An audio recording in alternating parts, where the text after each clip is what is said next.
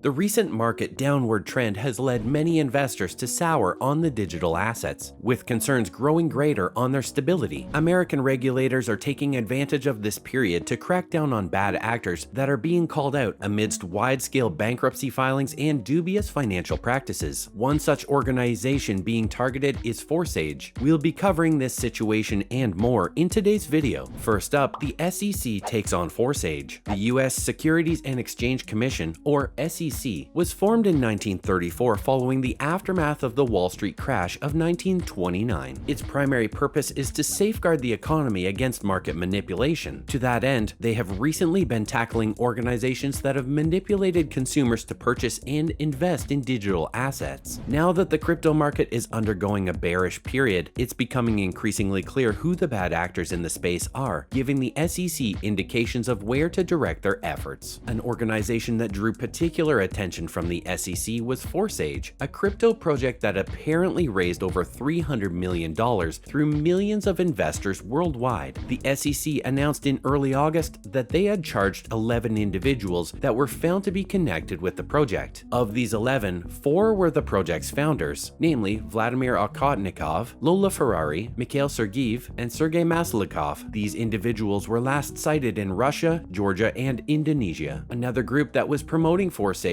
known as the Crypto Crusaders, was also targeted, with several of their members also being charged. Next, the legality of Forsage. Forsage began its operations in 2020, starting off as a website that allowed retail investors to make transactions on Ethereum, Bitcoin, and Tron blockchains. 6 months later, the website became one of the most popular platforms to use for making Ethereum transactions. So popular, in fact, that the site consumed such high bandwidth that it caused gas prices to spike. Dune Analytics showed that by July of 2020, the site was seeing over $20 million worth of Ethereum make its way through in a single day. The problem with the platform, though, as the SEC reported, was that it operated like a pyramid scheme, also known as a Ponzi scheme. Such schemes essentially work off new customers coming in and supplying capital that will go to the older customers. A pyramid scheme therefore necessarily works on new customers recruiting new ones to invest in the organization, with the promise of quick returns. This practice is unsustainable, and it's why it's banned in the US. Thirdly, how the SEC tackled the situation. Though the SEC has been operating for almost a century, crypto asset management is a recent issue. Hence, the SEC had one of its divisions rebranded to include crypto investigations in its operations. The division, known as the Crypto Assets and Cyber Unit, is headed by Acting Chief Carolyn Welshons. Welshons noted in the announcement that just because the cryptocurrencies operate on smart contracts and blockchains, technologies that don't yet have specific regulations against them, it doesn't mean that bad actors can get away with fraud. There are still federal laws in place that can be applied in these situations. This isn't the first time that regulators have set their sights on Forsage, though. As early as the year the operation began, the Securities and Exchange Commission of the Philippines had sent the organization a cease and desist order for operating as a fraud. A year later, the Montana Commissioner of Securities and Insurance did the same. However, Forsage wasn't dismayed and continued their operations. They kept promoting the scheme and even outright denied that they were a pyramid scheme on social media. A number of other individuals who were not directly involved in the operation of the platform were also linked as agents promoting it. They were subsequently charged with violating federal securities laws in connection with Forsage, as reported by the SEC. Two of these individuals, Samuel D. Ellis and Sarah L. Thiessen, agreed to settle the charges. Lastly, the landscape of crypto. These charges by the SEC come at a time of great upheaval in the crypto space. As popularity of the technology grows, so does scrutiny over practices associated with it. The SEC has been particularly watchful ever since the beginning of this year. Apart from their case dealing with Forsage, the organization has also been locked in a heated battle against digital asset platform Coinbase. Coinbase insists that their sale of cryptocurrencies should be treated as an exchange of commodities rather than securities. That detail has important implications for how assets should be regulated. The issue of cryptocurrencies being traded as commodities is a much greater issue that will likely be resolved in the coming years. Commodities are assets that are likely to lose their value over time. In contrast, securities are less likely to devalue in currency, but they can't be traded just between two parties. At the moment, there is no consensus as to which of the two crypto should be treated as. However, some politicians are hard at work work to get it labeled as commodities. For example, American Senators Kirsten Gillibrand and Cynthia Lummis are looking to build consensus in Congress for a bill that would classify most crypto assets as commodities. If the bill is passed, the industry would largely come under the jurisdiction of the U.S. Commodity Futures Trading Commission, rather than that of the much stricter SEC. Next, in other news, a Croatian retailer sees rising crypto purchases. Despite the bearish crypto market, Croatia's largest supermarket chain, Konzum, has seen payments made with cryptocurrencies rising in number. The chain began allowing the use of crypto for payments back in 2021, and it seems that that decision has stood the test of time. Konzum allows payments with Bitcoin, Ether, and Tether stablecoins. They have steadily been expanding their crypto payment options, including self-checkout counters in select physical stores where customers can pay with the aforementioned stablecoins. Konzum is also working with local crypto payment firm Electrocoin, with the intention of bringing the crypto payment option to all 700 physical stores located around Croatia. A representative of the company stated that the rising payments in crypto correspond to increasing adoption of cryptocurrency by the Croatian population. He also noted that Croatia is leading in crypto adoption throughout the entire European Union, and that's partly thanks to partnerships with fintech companies like Electrocoin. According to the representative, the primary reasons for the bearish market at the moment is insecurity and a general lack of understanding of the new technology, as well as a lack of regulation in the industry. Croatia's government has been somewhat silent on crypto regulation, but local advocates have been working towards a level of self-regulation for the time being. Back in 2018, when crypto was still getting its feet off the ground, the National Bank of Croatia had deemed that cryptocurrency was not legal tender in the country and that it wasn't recognized as foreign currency or a viable payment instrument either. Things have clearly changed, but regulation needs to change along with the times. Next, millions stolen from crypto firm Nomad. In a recent tweet, Nomad, an American crypto firm, announced that it was investigating a theft of company capital without declaring how much was stolen. However, a crypto analytics firm PeckShield told Reuters that about $190 million worth of users' crypto assets were stolen. These included coins like Ether and USDC. Other blockchain researchers confirmed that over $150 million worth of assets had been taken. Nomad had stated that it was currently working with law enforcement and blockchain analysis firm TRM Labs to trace the stolen funds, identify the wallets of recipients, and coordinate the return of the assets. It isn't known which law enforcement agency the company is working with.